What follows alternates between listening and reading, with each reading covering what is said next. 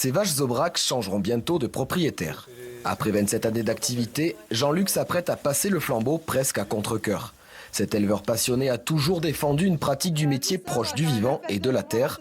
À l'heure de prendre sa retraite, il condamne le modèle agricole actuel qui pousse au productivisme.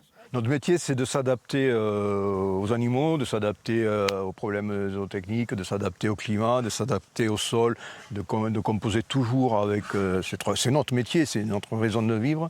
Mais la réalité, c'est qu'il a fallu s'adapter au contexte économique, au contexte administratif, et voilà quoi. Flavie et Émilie envisagent la reprise de cette exploitation en GAEC et toutes deux veulent s'installer avec la même philosophie que Jean-Luc. Moi, quand je rentre dans le pré et que j'ai les vaches qui viennent me voir, c'est génial. Enfin, on peut les caresser, on les a tout autour de nous, on voit très vite quand il y en a une qui va pas bien. Enfin, c'est ce que j'apprécie le plus, quoi. J'estime que mon principal travail, c'est m'occuper des animaux.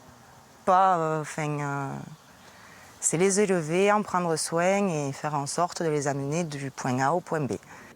Voilà donc la vision de l'agriculture que défend la Confédération paysanne, en totale opposition avec celle soutenue par la loi du plomb. Sur ce rond-point, le syndicat veut sensibiliser à un futur plus vertueux dans les campagnes. Le projet d'agriculture paysanne, c'est ce qu'on défend depuis plus de 40 ans, c'est ce qu'on vit sur nos fermes.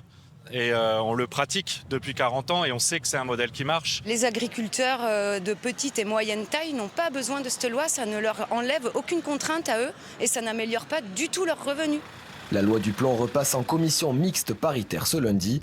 La Confédération paysanne continuera ses actions tout au long de son examen par les parlementaires.